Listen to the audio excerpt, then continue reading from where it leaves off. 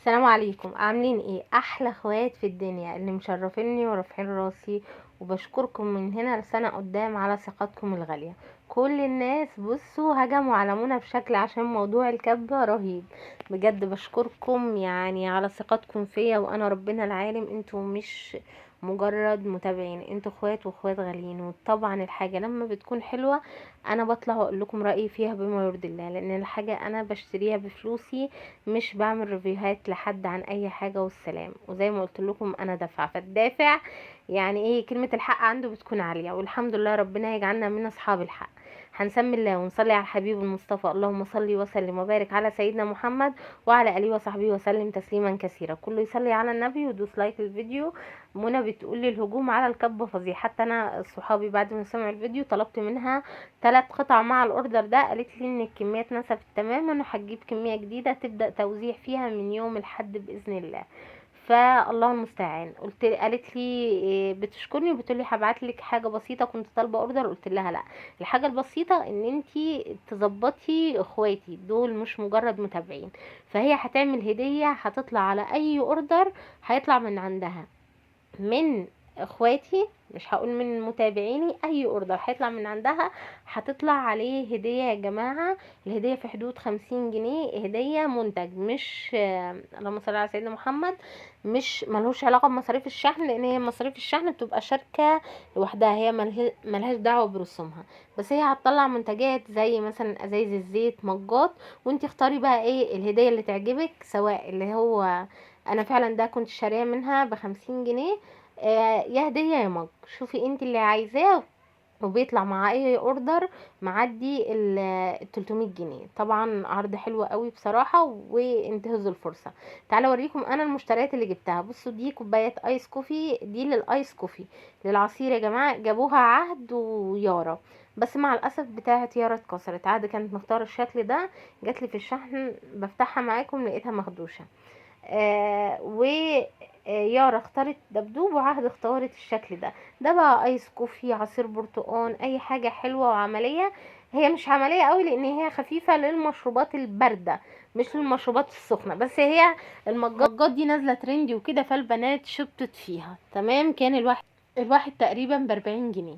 وجبت ازازة الزيت دي تاني لاختي. وجبت كمان اللهم صل على سيدنا محمد، كله يصلي على النبي عليه افضل الصلاه والسلام. جبت ده حامل بقى بيتحط جنب الفيشه.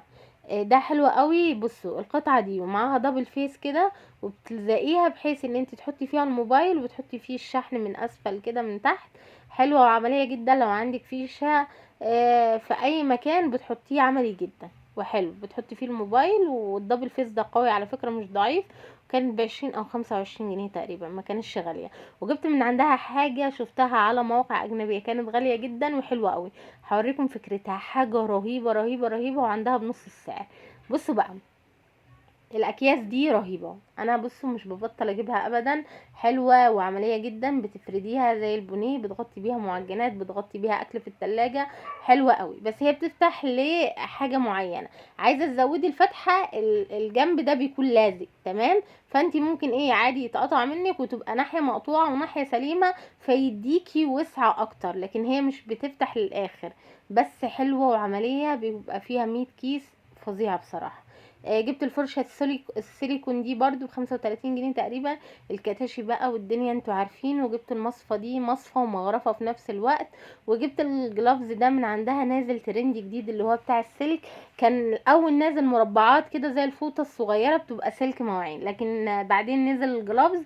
عايزة اقول لكم الجلافز تحفة وعملي، من جوه متبطن بمشمع كده بلاستيك، ومن بره اللي هو الخامة اللي عاملة زي السلك دي. طبعا انتوا عارفين جاي شتاء، وساعات بنكون عايزين نعمل الحيطة او حاجة تستخدمي باور منظف قوي، ده بيحمي الايد تمام. بس حافظي ان البلاستيك اللي جوه ما يتقطعش تمام. كان حلو برضو، سعره رخيص على فكرة. جبت السلايم ده، كنت شايفة نصه في فتح الله، نصه عامل 50 جنيه، وفي لعبتين 3، مفيش الجزء اللي من فوق ده. دي كلها عندها عاملة 35 جنيه. وجبت اللي هو ده ستاند كده بتحط عليه المعالق والكبشه جنبك كده على البوتاجاز، عملي الحاجات اللي انت بتقلبي بيها. والطقم القمر ده بتاع فرد بقى، انتوا عارفين في نوتيلا وفي اجبان وفي حاجات بقى ولانشات بوكس ومدارس.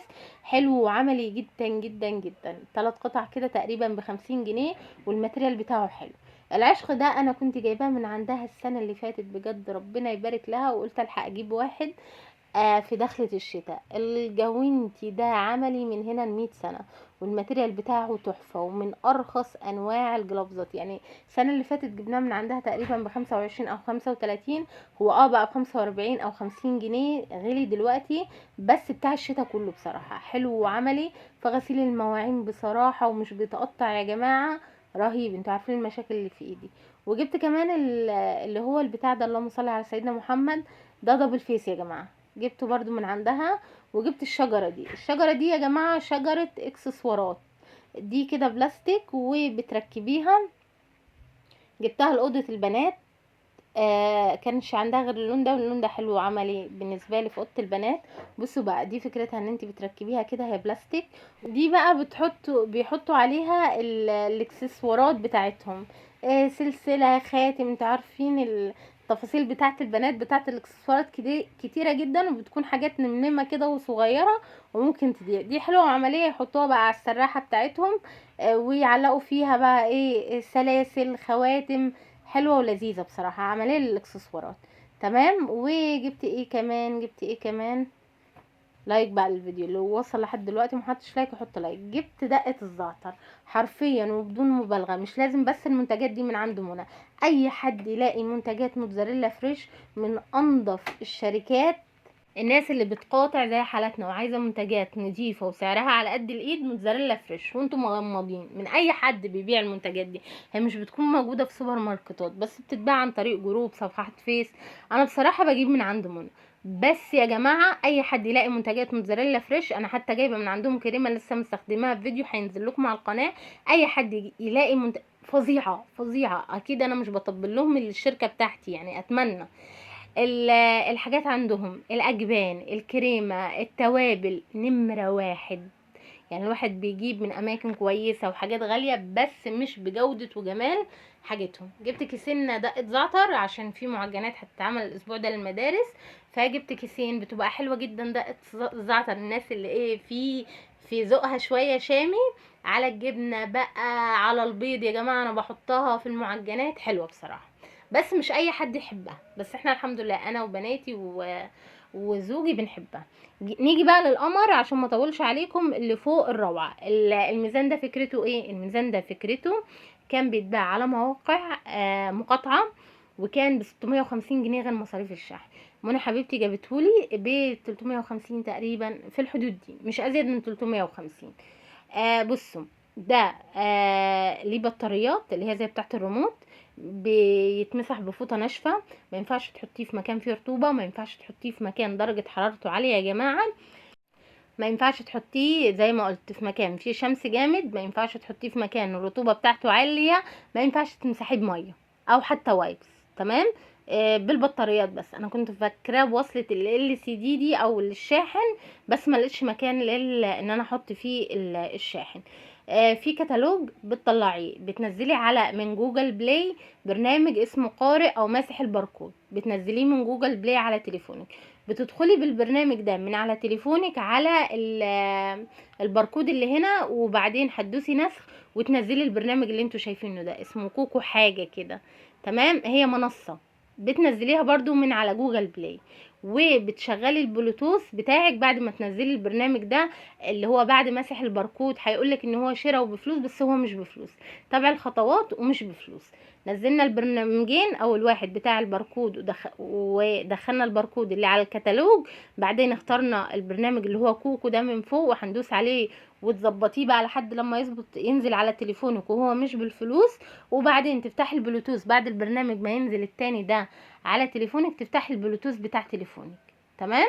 وتختاري الاسم بتاعه، هتلاقيه اسم طويل كده، اعرفي اعملي مقارنة بلوتوث، هو ده تبع ايه، تبع الميزان. تمام. تليفونك فيه واي فاي وكل حاجة، وهتفتحي البرنامج وهيجيلك زي في منه ساعات وفي منه موازين وفي منه كذا حاجة. انت هتختاري الميزان لان احنا شارين الميزان. بعدين هيقولك ايه، هيجي كده زي على تليفونك ده كله رسمة الميزان، وحد بيحط رجله على الميزان. تمام. هيعد لحد 30 ثانية. في ال30 ثانية دول انت هتوزني على الميزان. الميزان تحطيه على مكان مسطح، سيراميكا مسطحة، مش سطح مش مستوي. حطينا بقى رجلين على الميزان ووزنا، هيجيلك من في الشاشة بتاعته كده الميزان قد ايه بتاعك. تيجي بقى في التليفون اللي انت موصلاه وفاتحاه، هيجيلك بقى ايه، انت وزنك مش وزن، مش بيجيلك موضوع ميزان وبس، بيقولك احمر يعني بدين، ازرق تقريبا يعني مرتفع، اصفر صحي، اخضر نحيف. المهم هيجيلك الوان، وهيجيلك التسلسل بتاع وزنك اذا كنتي بدينه او نحيفه او جسمك صحي او سمنه مرتفعه. زائد بقى طبعا ينفع 8 افراد يستخدموا الجهاز عادي. بعدين بتنزلك شاشه بكل حاجه، نسبة الدهون في جسمك قد ايه، مرتفعة ولا عالية، نسبة المية في جسمك قد ايه، الكتلة العضلية، الكتلة العظمية، الدهون الحشرية، حاجة زي كده. بس فبيجيلك بقى ايه الكتلة العضلية والمية اللي في الجسم والدهون، كل حاجة بيقيسها لك، وبيقولك بيعملك مقارنة لما تيجي توزين الاسبوع اللي بعده بالتغيرات اللي حصلت في نسب الحاجات اللي موجودة في جسمك ده. يعني حاجة كده بتقيس الدهون وكل حاجة. حلو وجميل وعملي، وانا كان نفسي فيه عشان المشاكل اللي عندي. انا ما كنتش عايزة مجرد ميزان يقيس لي الوزن وبس. وزي ما قلت انا كنت حاجه محتاجه حاجه دقيقه يعني عشان المشاكل الصحيه اللي عندي. ولقيته بصراحه كان غالي جدا، والموقع كمان اللي بيجيبه مقاطعه، فجبته من عندها مشكوره. وزي ما قلت لكم مش هيعدي 350 جنيه. وده فيديو النهارده. وما تنسوش تاخدوا هداياكم، اي اوردر هيطلع اطلبوا الهديه بتاعتكم اللي هي تابعه لاخوات مش عملاء مدام بسمه. هو ده فيديو النهارده، بتمنى يكون عجب حضراتكم. شير ولايك لو عجبكم الفيديو، واشتراك في القناه وتفعيل الجرس عشان يوصلكم كل جديد على قناتي. واشوفكم على خير في فيديوهات تانية كتيره. مع السلامه. هسيب لكم الرابط بتاع مدام منى في اول كومنت مثبت بتاع الجروب بتاعها.